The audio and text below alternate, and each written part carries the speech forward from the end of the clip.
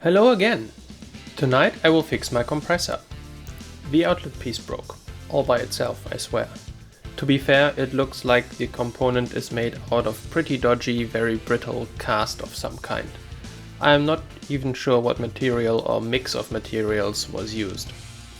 But this compressor is about 15 years old and has always done what I asked of it, so I decided against buying a new one. Reduce, refuse, unicycle, or however that saying goes.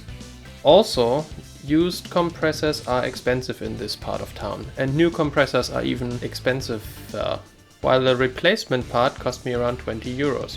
Because this compressor, like most tools you can buy in the supermarket during Tool Week, is from the famous brand store. This whole outlet unit with pressure limiter and on-off switch is essentially identical across a huge variety of cheap compressors, and it seems it has not been changed significantly in the last 15 years. The first step is to make sure there is no pressure in the tank and the cable is unplugged. Then I have to remove all connections from the outlet unit to the rest of the compressor, namely the cable and the thin tube coming from the tank, which is used to actuate the compressor stop switch when the set maximum pressure is reached. For easier access, I am removing the plastic handle.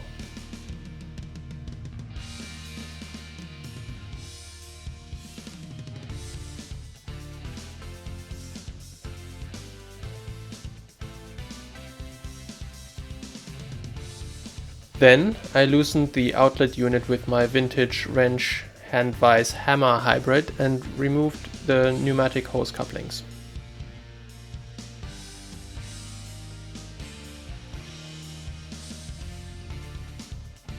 Next, the plastic cover of the compressor motor has to be removed, so I can assess how easy it will be to loosen the whole compressor if the outlet unit won't turn past it.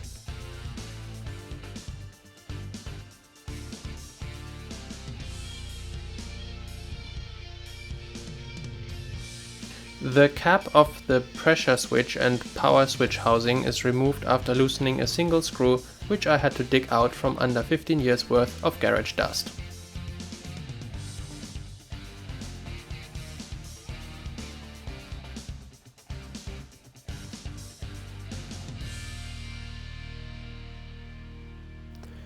I can then remove the electrical connections to the switch, which are fairly simple, but I still photograph them with my phone to make sure they go back the way I found them.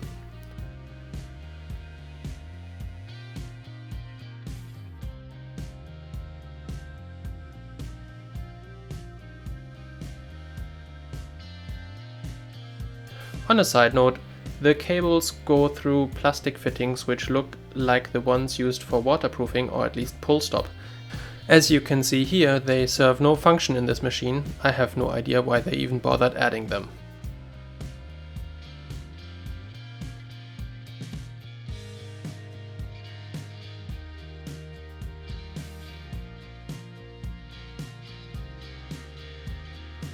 To make sure I don't break off the pressure tube to the switch, I am removing it from the assembly before I keep unscrewing the whole thing from the tank.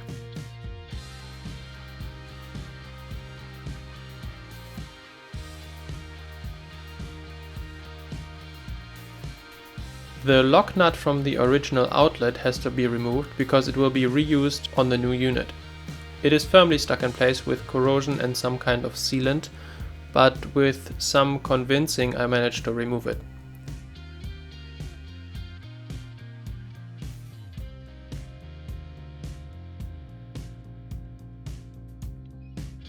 To put the new unit in, I have to remove the couplings and the emergency overpressure protection valve.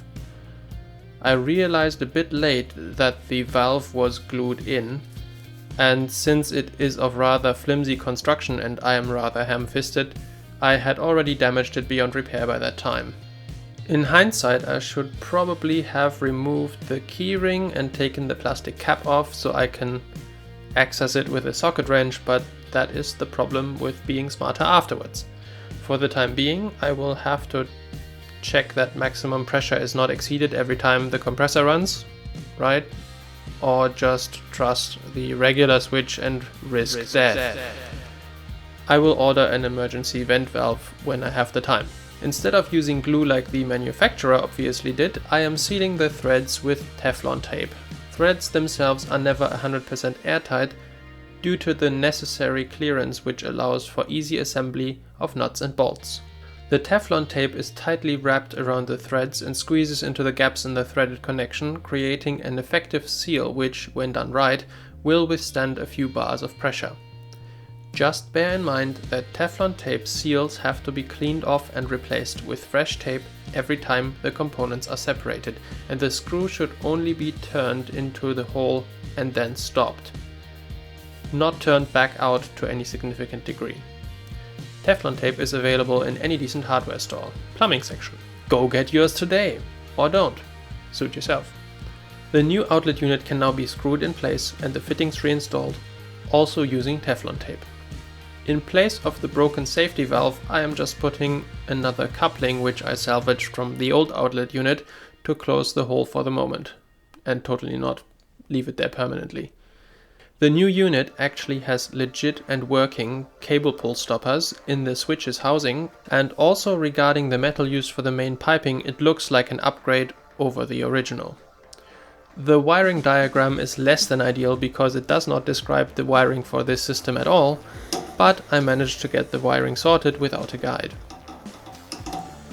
Getting the pressure pipe onto the new outlet piece was quite tricky because it seems to sit a bit higher up and the copper pipe is only as long as it needed to be for the original. Also, the new unit has a slight difference in fitting geometry, I think, but tightened down enough it stayed airtight.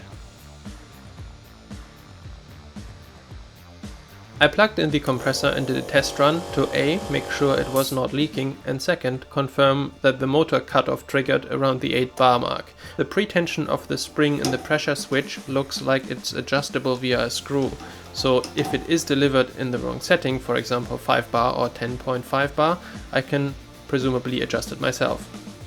After confirming the function was as expected and no leaks were present, I put the plastic cover, air filter and handle back on the compressor.